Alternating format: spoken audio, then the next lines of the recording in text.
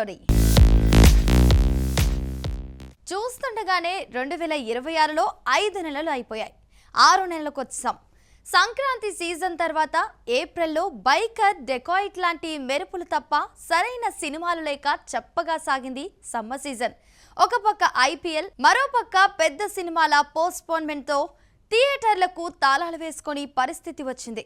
మేలో వచ్చిన సినిమాలేంటో ఉలుక్కేద్దాం పదండి. తరుణ్ భాస్కర్, శ్రీ విష్ణు, ఫరియా అబ్దుల్లా, జేడి చక్రవర్తి, మానస చౌదరి తదితరులు ప్రధాన పాత్రలో నటించగా కశ్యప్ శ్రీనివాస్ డైరెక్ట్ చేసిన మూవీ గాయపడ్డ సింహం మే 1న ప్రేక్షకుల ముందుకొచ్చింది. ప్రోమోస్ ఇంట్రెస్టింగ్ గా అనిపించినా ఆడియన్స్ థియేటర్ల వైపు చూడలేదు. సైలెంట్ గా ఓటీటీలో స్ట్రీమింగ్ అవుతుంది. ఇప్పుడు కమెడియన్ సత్య హీరోగా మిస్ యూనివర్స్ ఇండియా 2024 రియా సింఘాను హీరోయిన్ గా ఇంట్రడ్యూస్ చేస్తూ రితేష్ రాణా డైరెక్షన్ లో ఫన్ ఫిల్మ్ జెట్లీ. అజయ్, వెన్నెల కిషోర్, వైవా హర్ష తదితరులు ఇంపార్టెంట్ క్యారెక్టర్స్ చేశారు.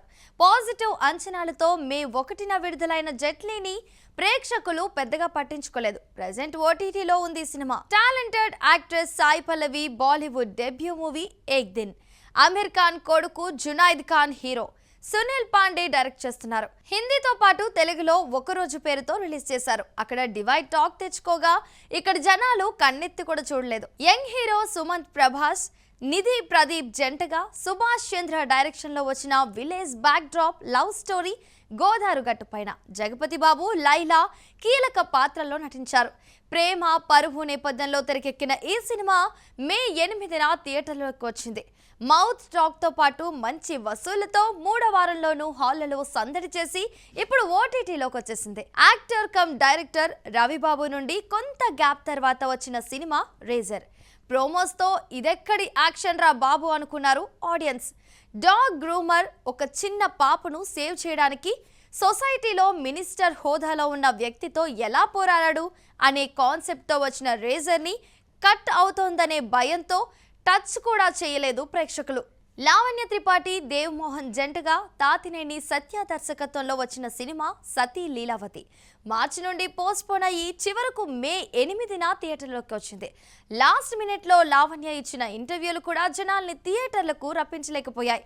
అంతెందుకు, అసలు ఈ సినిమా ఒకటి వచ్చిందని కూడా తెలియదు జనాలకి. జూనియర్ ఎన్టీఆర్ బర్త్డే సందర్భంగా 2 సినిమాలు ప్రేక్షకుల ముందుకొచ్చాయి.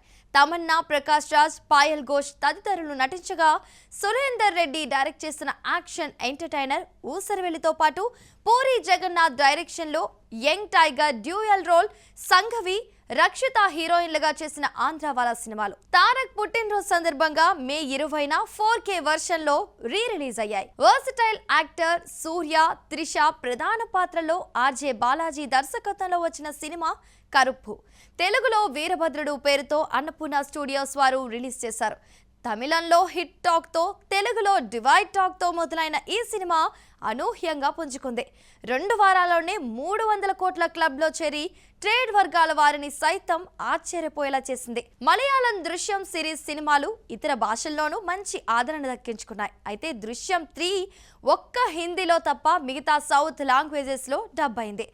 ఒరిజినల్ వర్షన్ పాజిటివ్ టాక్, మంచి కలెక్షన్స్ తో రన్ అవుతుంటే తెలుగులో మాత్రం డిజాస్టర్ గా మిగిలిపోయింది. మొదటి వారంలో 200 కోట్ల వసూలు సాధించడం విశేషం. సూపర్ స్టార్ కృష్ణ గారి జయంతి సందర్భంగా మహేష్ బాబు నటించిన 2 సినిమాలు రిలీజ్ చేశారు మేకర్స్.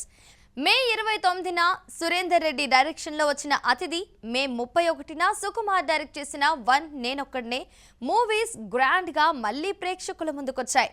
బాబు ఫ్యాన్స్ తో పాటు ఆడియన్స్ నుండి కూడా రెస్పాన్స్ అదిరిపోయింది. కింగ్ నాగార్జున కెరీర్ లో one of the memorable film Manmadhudu May 23న 4K వర్షన్ లో రిలీజ్ చేశారు.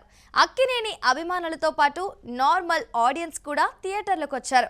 ఈ సమ్మర్లో సరైన సినిమాలు లేకపోవడంతో అప్పట్లో థియేటర్లలో చూడడం మిస్ అయిన ఈ జనరేషన్ వాళ్ళు థియేటర్లకు క్యూ కట్టారు.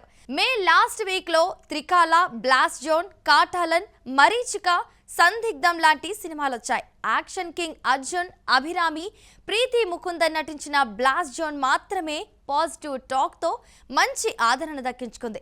ఆ ఫ్యామిలీలో అందరికీ కరాటే వచ్చు. వాళ్ళకొచ్చిన ప్రాబ్లంని కలిసికట్టుగా ఎలా ఎదుర్కొన్నారు అనే కథాంశంతో వచ్చిన ఈ సినిమా థియేటర్లో సందడి చేస్తోంది.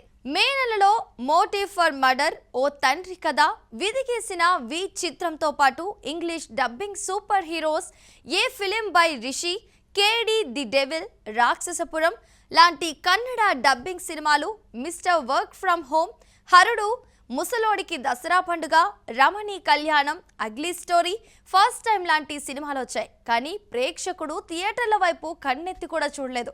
కనీసం పోస్టర్లకి వేసిన మైదా పిండి ఖర్చులైనా వస్తాయో లేదో మేకర్స్కే తెలియాలి. సో ఇదండి ఇవాల్టి ఎపిసోడ్. మరో ఇంట్రెస్టింగ్ టాపిక్తో మళ్ళీ కలుద్దాం. Keep watching మహామైక్స్.